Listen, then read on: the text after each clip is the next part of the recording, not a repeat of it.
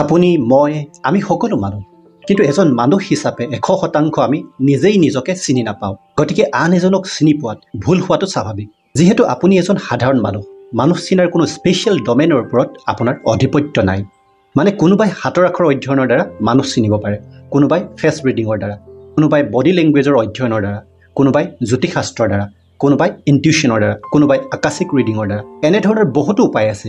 আৰু আপুনি যিহেতু কোনো এটা বিশেষ স্কিল নাজানে, গতিকে মানুহ কেনেকৈ চিনিব? মানুহ হিচাপে আমি সকলোৱে কম বেছি পৰিমাণে জাজমেণ্টেল হয়। আমাৰ গাট ফিলিঙৰ ওপৰত বেছ কৰি আমি মানুহ সেইজন ভাল নে বেয়া সেইটো জাজ কৰোঁ। এতিয়া কথাটো হৈছে, যাৰ ইনটিউটিভ ষ্ট্ৰেংথটো দুৰ্বল হয়, তেওঁৰ ক্ষেত্ৰত এই গাট ফিলিংটো প্ৰায় ভয়, শংকা, ইনচিকিউৰিটি এনেধৰণৰ নিগেটিভ এনাৰ্জিৰ দ্বাৰা পৰিচালিত হয়। গতিকে জাজমেণ্টবোৰ প্ৰায় ৰং হয়। কোৰ্টত বিচাৰক এজনে কোনো এটা কেছৰ জাজমেণ্ট কৰোঁতে সংবিধান এখন ফ'ল' কৰি সংগৃহীত তথ্যবোৰৰ সত্যাসত্য বিশ্লেষণ কৰে প্ৰথমে, আৰু তাৰ পিছত নিৰ্ভৰযোগ্য তথ্যৰ ওপৰত ভিত্তি কৰিহে তেওঁ জাজমেণ্ট প্ৰদান কৰে। আৰু আমি কি কৰোঁ? মানুহ এজন এবাৰ বা দুবাৰ লগ পোৱাৰ পিছতে নিজৰ আৱেগৰ দ্বাৰা নিজেই ইনফ্লুৱেঞ্চ হৈ জাজ কৰিবলৈ লাগি যাওঁ। আৰু এবাৰ জাজ কৰিবলৈ আৰম্ভ কৰাৰ লগে লগে নেক্সট আৰু আপুনি অথেণ্টিক ডাটা চকুৰে দেখা নাপায়। সেইবোৰ ডাটাহে দেখা পাব যিবোৰ আপোনাৰ মানসিকতাই তেওঁৰ বিষয়ে অলৰেডি গঢ়ি লোৱা প্ৰিমেচিউৰ জাজমেণ্টটোক পুষ্টি যোগাব। ভাল মানুহ এজনৰ গাত আপুনি যে বেয়া গুণ দেখা পায় ভালবোৰৰ পৰিৱৰ্তে, আৰু বেয়া এজনৰ গাত আপুনি যে ভাল লক্ষণ দেখা পায়, তাৰ মূল কাৰণটো হৈছে আপোনাৰ প্ৰিমেচিউৰ জাজমেণ্টৰ দ্বাৰা মনত ঠন ধৰি উঠা পাৰচেপশ্যনটো। গতিকে কাৰোবাক আপুনি সম্পূৰ্ণৰূপে অধ্যয়ন কৰাৰ আগতে জাজ নকৰিব কেতিয়াও। এই ক্ষেত্ৰত আমি সচৰাচৰ কৰা 5টা ভুল মই আঙুলিয়াই দিব বিচাৰিছোঁ। নম্বৰ 1, মানুহ এজন ধনী হ'ল বুলিয়ে তেওঁ অহংকাৰী বা বেইমানী নহয়। নতুন ধনীৰ ক্ষেত্ৰত অহংকাৰৰ প্ৰভাৱটো অলপ বেছিকৈ দেখা যায় যদিও নতুনকৈ ধনী হোৱা সকলো ব্যক্তি কিন্তু অহংকাৰী বা বেইমানী নহয়। কম সময়ত অসৎ পথেৰে ধন উপাৰ্জন কৰি ধনী হোৱাজনহে অহংকাৰী হয়। কম সময়ত সৎ পথেৰে ধনী হোৱাজন কিন্তু বুদ্ধিয়ক। তেনে ব্যক্তিৰ ক্ষেত্ৰত আপুনি অহংকাৰৰ ঠাইত শিকাৰ এটা ভোগ অনবৰতে দেখা পাব। তেওঁ যিহেতু জানে আজিৰ দিনত তথ্যই হৈছে শক্তি, আৰু ইয়াক কম সময়ৰ ভিতৰত যদি উপযুক্তভাৱে ব্যৱহাৰ কৰিব পাৰি ফাষ্টেষ্ট গ্ৰ'থ হোৱাৰ সম্ভাৱনা আছে।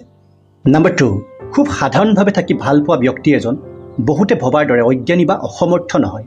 তেওঁ জীৱনৰ প্ৰয়োজনীয়তা আৰু প্ৰকৃতিৰ মৌলিকতাৰ বিষয়ে গভীৰভাৱে জ্ঞাত। হয়তো আপুনি শিকি শেষ কৰিব নোৱাৰাকৈ তেওঁৰ জ্ঞানৰ পৰিসৰ। যিদৰে কিতাপ এখনৰ কভাৰটোৱে নকয় কিতাপখনত খোদিত হৈ থকা জ্ঞানৰ গভীৰতা কিমান, একেদৰে সাজ পোছাক এযোৰেও ব্যক্তি এজনৰ জ্ঞানৰ প্ৰাচুৰ্যতাক প্ৰকাশ নকৰে। ফেশ্বনৰ নামত অৰ্ধনগ্ন কাপোৰ পিন্ধি নিজকে আকৰ্ষণীয় ৰূপত সজাবলৈ যোৱাসকলে সৌন্দৰ্যৰ আচল পৰিভাষা বুজি পায় জানো? নম্বৰ 3, মানুহ এজনৰ সফলতাক তেওঁৰ লগত থকা সা সম্পত্তিয়ে নুসূচায়। তেওঁক অনুকৰণ কৰা অনুৰাগীৰ সংখ্যাহে কয় তেওঁ প্ৰকৃতাৰ্থত কিমান সফল। কিমান মানুহৰ জীৱনত তেওঁ এটা ভাল প্ৰভাৱ পেলাবলৈ সমৰ্থ হৈছে, ভাল ইমপ্ৰেশ্যন গঢ়িব পাৰিছে, ভাল চেঞ্জ এটা আনিব পাৰিছে, সেইটোহে কয় তেওঁ সফলতাৰ কথা। এই ক্ষেত্ৰত এটা কথা উল্লেখ কৰাটো প্ৰয়োজনীয় যে ছ'চিয়েল মিডিয়াৰ প্ৰভাৱৰ বাবে বহু ইনফ্লুৱেঞ্চাৰে নৱপ্ৰজন্মক বিপথে পৰিচালিত কৰিছে। এজন ব্যক্তিয়ে কোনো এটা বিশেষ স্কিলৰ বাবে ছ'চিয়েল মিডিয়াত বৃহৎ সফলতা পাব পাৰে, মিলিয়নছ অফ ফলোৱাৰ্ছ তেখেতৰ হ'ব পাৰে, কিন্তু সেই বুলিয়ে তেওঁ যে জ্ঞানী হ'ব তাৰ কোনো কথা নাই। স্কিল মাষ্টাৰিঙে ব্যক্তি এজনৰ উইজডম বা কেৰেক্টাৰক নুবুজায়। Both are completely different. Number 4, আপোনাক ভাল ব্যৱহাৰ কৰা মানেই মানুহজন ভাল হ'ব নোৱাৰে। ওছামা বিন লাডেনেও তেওঁৰ আত্মীয় আৰু চিনাকি বহুতকে ভাল ব্যৱহাৰ কৰিছিল। একেদৰে আপোনাক বেয়া ব্যৱহাৰ কৰা মানে তেওঁক বেয়া বুলিও ক'ব নোৱাৰি। সৰুতে অসভ্যালিবোৰ কৰোঁতে আপোনাক আপোনাৰ মা দেউতাই চেকনিৰে হাত ভৰি আৰু পিঠিত ফুল বচাটো জানো বেয়া ব্যৱহাৰ নাছিল?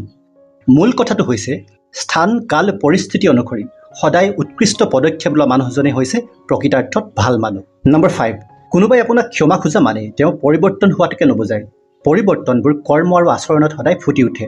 গতিকে তাক অধ্যয়ন কৰিবলৈ শিকক, তেতিয়াহে বুজিব তেওঁৰ মাজত এটা ভাল চেঞ্জ হৈছে নে কিবা এটা স্বাৰ্থতহে তেওঁ আপোনাৰ ওচৰত ক্ষমা খুজিছে।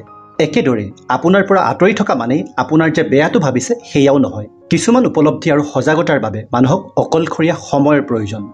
এতিয়া আহোঁ মানুহ চিনাৰ বিশেষ উপায়টোৰ কথালে, যিটো হৃদয়ংগম কৰি আপুনি বুজি ল'লে মানুহ চিনাৰ ক্ষেত্ৰত কৰি থকা ভুলবোৰ বহু পৰিমাণে নাইকিয়া হৈ পৰিব। আৰু যদি সতৰ্কতাৰ ইয়াক দৈনন্দিন জীৱনত আপুনি এপ্লাই কৰিবলৈ লয়, তেনেহ'লে কোনো ভুল নোহোৱাকৈ মানুহ চিনিব পাৰিব। মানুহৰ এটা স্বাভাৱিক প্ৰকৃতি হৈছে আমি আমাৰ মানসিকতাত কনচিয়াছলি যে চিন্তা কৰি থাকোঁ তাকেই মুখেৰে প্ৰকাশ কৰোঁ, আৰু সেই চিন্তাৰ ওপৰত ভিত্তি কৰি আমি কৰ্ম কৰোঁ। যেতিয়া আমাৰ মগজুৰ চিন্তা, মুখৰ কথা আৰু দেহৰ কৰ্মৰ মাজত সামঞ্জস্য থাকে, তেতিয়া আমাৰ শৰীৰৰ অংগ যেনে চকু, মুখ, হাত, ভৰি এই সকলোবোৰে এটা সুন্দৰ এলাইনমেণ্ট মেইনটেইন কৰি থাকে। কিন্তু যেতিয়া আমি মনত কিবা এটা ভাবি মুখেৰে কিবা এটা কওঁ, তেতিয়া প্ৰথম আমাৰ চকুত ধৰা পৰে, তাৰপিছত মুখমণ্ডলত মুখৰ গ্ল' কমি হেতা পৰি যায়, তাৰপিছত আমাৰ হাত ভৰিবোৰ অস্বাভাৱিকভাৱে লৰিবলৈ ধৰে। এজন সুদক্ষ চালকে এলাইনমেণ্ট নথকা গাড়ী এখন চলালেই তেওঁ গম পায় যে সেই গাড়ীখনত কি প্ৰব্লেম আছে। আপুনিও ভালদৰে যদি অধ্যয়ন কৰে এজন মানুহৰ বিচাৰ, বাণী আৰু ব্যৱহাৰ সহজতে বুজিব পাৰিব তেওঁ লয়েল নে ফ্ৰড। তাৰোপৰি ব্যক্তিজন কিমান জ্ঞানী সেইটো তেওঁৰ বাণীৰ দ্বাৰাই গম পোৱা যায়। পাতলীয়া আৰু কৃত্ৰিমভাৱে মন্তব্য দিয়াজন বা প্ৰায়ে আনক সমালোচনা কৰাজন তেওঁ নিশ্চিতভাৱে দূৰদৰ্শী হ'ব নোৱাৰে। এজন ব্যক্তি মাত নমতালৈকেহে জ্ঞানী। যেতিয়া তেওঁ মাত মাতে তেওঁ বুজাই দিয়ে যে তেওঁ কিমান জ্ঞানী, অল্প জ্ঞানী নে পূৰ্ণ জ্ঞানী। জ্ঞানীজনে নজনা কথা এটাত প্ৰায় মৌনতা অৱলম্বন কৰি শিকিবলৈ চেষ্টা কৰে আৰু জনা কথাটো অল্পভাষী হৈয়ে তেওঁ মত বিনিময় কৰে, সময় আৰু পৰিস্থিতি চাই। ভালদৰে যদি আপুনি মন কৰে চিন্তা আৰু কথাৰ মাজত সামঞ্জস্য নথকা ব্যক্তি এজনৰ ক্ষেত্ৰত তেওঁৰ বাণীত সুৰৰ পৰিৱৰ্তন দেখা পাব।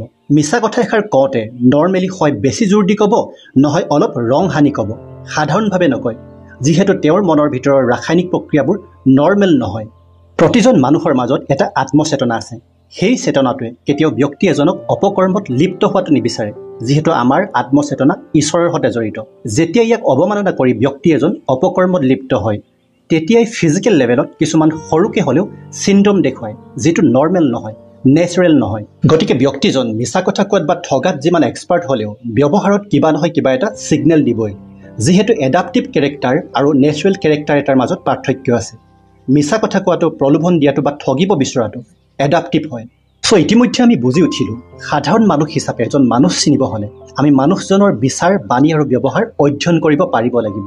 তেতিয়াহে আমি মানুহজন ভাল নে বেয়া সেই বিষয়ে জানিব পাৰিম। বিচাৰ, বাণী আৰু ব্যৱহাৰক মানুহ চিনাৰ সংবিধান হিচাপেও আপুনি গ্ৰহণ কৰিব পাৰে। ভিডিঅ'টো চাই আপোনাৰ কেনে অনুভৱ হ'ল কমেণ্ট এটা কৰি জনাবলৈ নাপাহৰিব। লগতে ভৱিষ্যতে এনেধৰণৰ গৱেষণামূলক আৰু প্ৰভাৱশালী প্ৰেক্টিকেল টিপছৰ বিষয়ে জানিবৰ কাৰণে আপুনি চেনেলটো ছাবস্ক্ৰাইব কৰি থওক আৰু ফেচবুক পেজখনো ফ'ল' কৰি থ'ব। ধন্যবাদ।